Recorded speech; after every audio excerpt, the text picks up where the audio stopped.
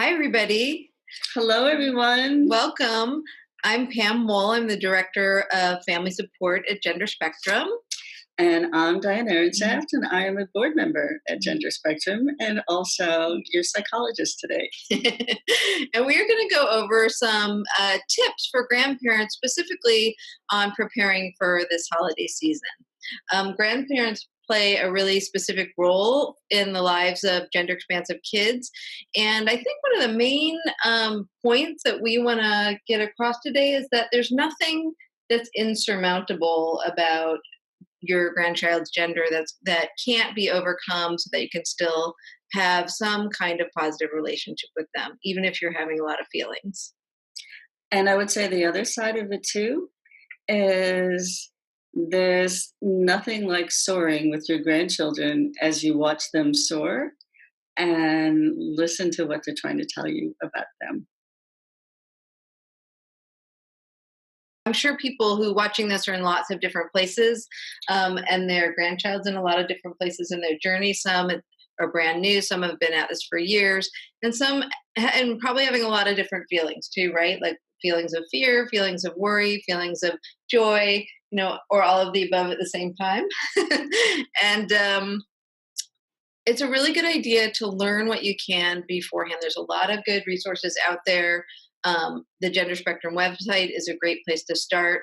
There's a couple of books, The Transgender Child, The Transgender Teen, and Diane's book, The Gender Creative Child. Great places to start just to get some basic information. So I'm a grandparent, so I'm going to be the same generation as probably a lot of you that are here with us right now. So one of the first things about learning about your grandchild is we've all had to really work on unlearning what we learned. Because when I was growing up, the things I learned about children and their gender and what to expect is so different than what I've been taught by the children themselves. So we have to unlearn what we learn to learn the new things that we're going to learn. That's right. So having an open mind about that and realizing that things are changing, the generations are changing. Yeah. Kids today think about gender in a very different way than our generation, and we need to kind of be open to learning about that because that's the way it's going. A message from a 9-year-old who's somebody I've been working with their family, who basically says, I like to do everything, and I don't want people to think that I'm one gender or another, but I want to just do the things I like to do. And don't you old people understand that it's just all about personality? Not about gender, but it's about personality. So we're learning about personality. Yes, us old people. Us old people. Remember that there is space for questioning or not getting it, right? I mean, I think some grandparents might get really nervous that I don't understand this. This is completely foreign to me. And if I don't understand it or don't get it, then I can't have a relationship with my grandchild. And really that is not the case. There is a lot of room for finding a place where you can still have a loving relationship, even if you don't understand things completely. I think that's so important. And the one thing that your grandchildren will understand from you is that you love them. And not understanding things about them, they expect that. And as long as that can be done with love and affection, and with room for you to say, I'm new at this, that I think is your key to that epoxy kind of relationship you can keep with your grandchild or even develop further. Right. So even if you don't understand or even agree, with that this is the path your grandchild should be on, think about saying things like, I appreciate your sharing that, or that must be hard, or I can't imagine what that must feel like for you. Things that are not saying, I approve or I agree, but they're still showing your love and showing that you hear this child that you love so much, you see them, and you're there for them. Though it's supernatural, I think, especially at the beginning, to have some negative feelings about worry or concern, it's really important not to share those with your grandchild. That is those kinds of feelings and concerns really should be shared with other adults. We are doing a grandparents group, Mhm. a 4-week grandparents group, which you can find on our website. And or find other adults and talk out your feelings. It's really important for you to talk out your feelings as well, but it's not appropriate to do it with your grandchild. And I would also uh, that it may not be easy to talk to your children about it too, because you're their parents and they will always be your child. So it is good to keep open lines of communication and pipelines open. But there may be some things that will be hard for them too to hear from you. So to make sure that you have the people you can talk to that may not be your child and may not be your grandchild, but will give you completely open space to feel what you feel, to ask the questions you want to ask, to express doubts if you have them, and to also find out what you can do. That's right. I think it's interesting too, like sometimes questions from grandparents to the child who's the parent, lots and lots of questions, can sometimes feel like criticism, even if that's not what the grandparent intends at all.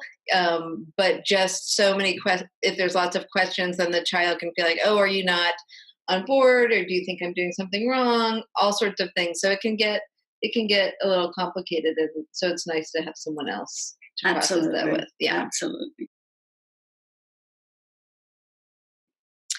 So another thing that I think is really that we want to go over that's very important for grandparents is to not to assume anything about what will feel supportive to your grandchild, um, and and that instead you need to ask, like to be very transparent and ask. Your grandchild might be really nervous. They feel very protective of grandparents. I think sometimes even they feel protective of parents, but I think even more so of Hmm. grandparents, and not wanting to rock the boat or make it hard for them. So ask these questions. Ask, what will feel supportive to you, and ask, what can I do to make this holiday or this visit more comfortable for you, really explicitly. And then you're going to get a few answers, right? One might be something that you feel, yeah, I can do that. That's easy. And then you can let them know, yeah, I will do that. Second, maybe you'll feel like, okay, I'm open to that, but I don't know how to make that happen. In that case, you still want to kind of say, give the child a yes, but say, and then you go and kind of talk to people about it, figure out how it might happen, and plan a time to come back and check in with your grandchild. And third might be something where which is the hardest one, is when you think, what, I don't think I can do that, right? And in that situation, it's still really important to not say that in that moment, but just to say, I'm going to think about that. I hear what you're saying to me. And we're going to come back and talk about that and give a really specific time that you come back. And at that point, you'll think about it. And the point is you can find some yes, right? You want to come back and you want to be creative with your grandchild and try to figure out something you can say yes to, even if it's not specifically what they're asking. Yeah, I think it's a little bit, if you think it about sometimes, if you remember back, just asking, well, either your grandchild or your kids, so what's on your wish list for presents? And they will give you a list of some things where you go, "Oh, that's easy." They'll give you a list of some other things like, no way. There is no way you are getting that. And the third is, I'm not so sure. So you find that place of what they wish is also what you can give. So even, I mean, here'd be an example. You have a grandson, and your grandson has found some antique Polly Pockets that is antique to your grandson and has made a whole village Polly Pockets. You're not so sure about Polly Pockets, but you'd love to see that village, and that you could do. And you can say, yes, let's go see your village. Show me your village. And you don't have to say anything about you're not so sure about boys and Polly Pockets, if you're not. But you can just enjoy that creative energy. So you just find that place where the two of you can just link together like this. Exactly. That's the whole point, finding the place of Yeah. connection. find out ahead of time what your grandchild wants as far as communicating with other people. Again, it's part of that same idea of not making assumptions, because we really don't know. They could have different ideas about what they want shared with different family members and how they want to share it, if they want to, if they want their Mhm. mom to, if they want you to. So really don't make assumptions about that, and really try to help with the whole communication piece, because there might be relatives that are seeing their child kind of in their true gender for the first time at a That's right. holiday. Yeah. It's really about your grandchild's needs and not your needs or the other adult's needs. I mean, I think that's one that's really can be hard for some grandparents, because if it's their holiday or their family gathering, they might be the head of the family, but in these situations, it really needs to be about taking care of the grandchild. And I think in taking care of your grandchild, one of the most important things I know from the kids I've worked with when they're getting to see their grandparents is they want their grandparents' eyes to light up when they see them. And they also want to make sure that they like it's like looking in the mirror, that when they walk into their grandparents' house or their grandparent walks into their house, they look and they see in the mirror a shining image, like Mhm. somebody is seeing them, and it's all good. And so it's a mirroring thing. If you can mirror back to your grandchild just a sense of love and affection, even if you're not so sure about every way they look in that moment, which would true, some of it has nothing to do with gender. You may not like green or purple hair, but they love their hair. And somebody said it was okay for them to have purple hair. So if we can do exactly what Pam was saying, was to center off ourselves and think about what do they need from you right now? You have the power to give them that gift. And so I would say use the power of giving right then for the holidays. And I think it's true, like the opposite of that. If they see a look on your face that is not that mirroring that you're talking about, that's something they're not going to forget.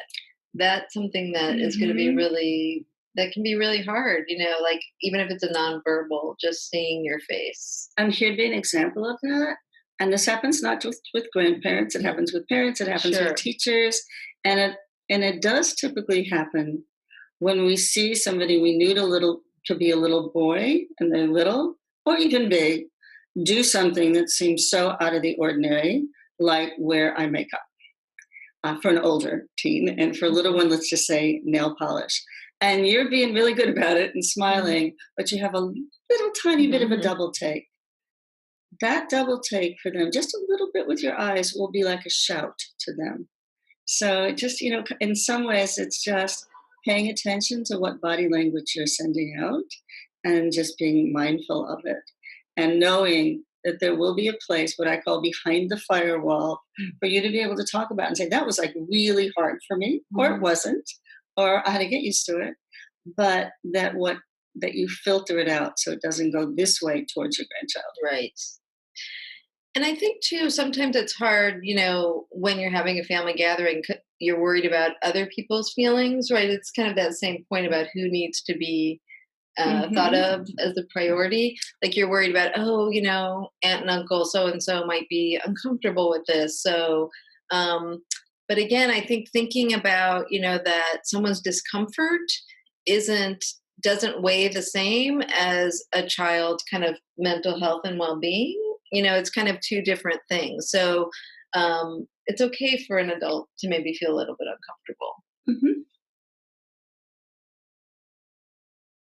So many family traditions tend to be gendered, and we don't even think about them, right? Like who's cooking, who's setting the table, who's watching football, all of those things. So I think thinking those through a little bit ahead of time, and you might get some requests from your grandchild about some of those traditions, changing them a Yeah, bit, yeah. but kind of I think just being willing to be creative and come up with maybe adapting a little bit to some of those.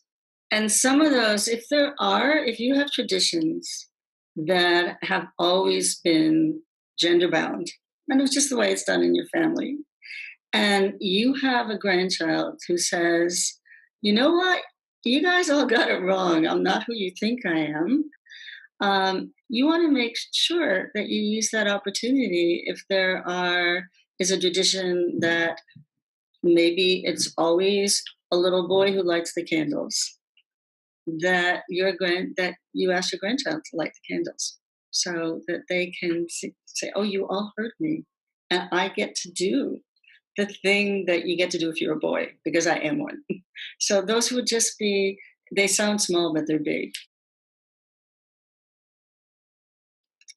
So here's a grandparent story, just to talk about gifts. Uh, this was a child who asked for every holiday season put on their wish list that what they would really, really like is a toolkit. But they never got a toolkit because little girls didn't get toolkits. And they really wanted that toolkit. And they also started to tell people, the reason I want that toolkit is because I think I'm a boy. And I think boys really love toolkits. And I think I love toolkits, but I don't have one. And then in this situation, their grandma and grandpa bought them a toolkit. And they took that toolkit to bed every night and said, I've been waiting all my life for this toolkit, and this is the best present I've ever had. And I love my grandma and grandpa. And it's a little uncomfortable sleeping with the toolkit. It was so special and important. It was better than any teddy bear.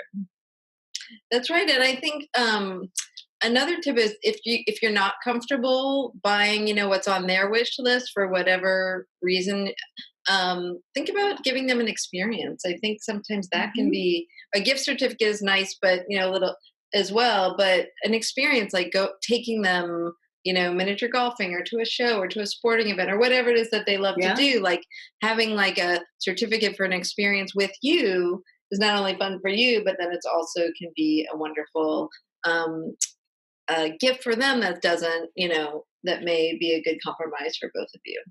And one way to do that, again, is depending on what your comfort zone is, you can make some of these activities be gendered in a way that would suit your grandchild or not. If that doesn't feel comfortable, there's many gender neutral activities, and you make a grab bag. So you give them a little box or a bag, and in it are little experiences they can pull out. And depending on where you live and how close you are, that for the next 6 months, they can pull out one of those to do with you. And then that one's done, you go to the next one. So it's a long lasting gift. Oh, that's nice. Yeah. It's been my experience, and particularly because I've been doing the grandparent group at Gender Spectrum for now enough years to have learned from all the grandparents that there is no ally like a grandparent. Nobody in the world, and because you have the wisdom, the experience, you're one step removed. You don't have to do the everyday tasks. So you can do the delight, and that the discovery of the grandchild you have, who may be different than the grandchild you thought you had in terms of who they know themselves to be, is for them one of the greatest gifts you can give. And the attachment and the ties between grandparents and their grandchild is incomparable. There's nothing like it. That's why people make movies about it. They write books about it. And I would say if any of you want to see a wonderful grandparent moment, is a tip. Rent the movie La Vie en Rose, which is in French but with subtitles. But if you speak French, you can see it in French. And there's one scene of the grandmother and the little boy that is the most touching scene about how special a grandparent can be. we are going to be doing a 4-week grandparents group online, a discussion group. You can call in on your phone or you can do it on the computer. And I will post on the website exactly how to do that. You can also write to us at info@genderspectrum.org if you want further instructions. Also, every quarter we do a Dimensions of Gender webinar, which is a free online class, really just a 1-hour talk about some basic stuff about gender. We also have an online community called the Gender Spectrum Lounge, which has specifically a group for grandparents. If you're someone who likes to, write things more instead of talking, that's a great place to throw out questions and talk to other grandparents. And I'm a resource for you. If you ever want to be connected with a support person in your own community, I can't promise you, but I do have a directory of people from around the country who are just there really for support, to answer questions. I would be glad to see what I can do to connect you with somebody. So you might want to have a person of your own just to ask questions to, and to work out all those feelings behind the firewall. There are both the support groups, but there's also mental health gender specialists who make themselves available as consultants to family members. And it may also be that you could find out if your child has also found a gender specialist that they're working with, or their child, because I often see grandparents, for example, in my practice, and I like to really encourage grandparents to come in and meet me. Great. And then finally, we have a yearly conference. It's in the Bay Area in July, usually every year. And we always have a wonderful workshop for grandparents run by Diane. Yes. And actually run by the parents themselves. Once I start, you all take over. So that's a really great place for grandparents to connect with each other in person, and people really love that. And then there's a whole slew of other educational workshops for adults for the whole weekend. So that's a great event as well. Absolutely. All right. Thank you, everybody. Have a wonderful holiday season.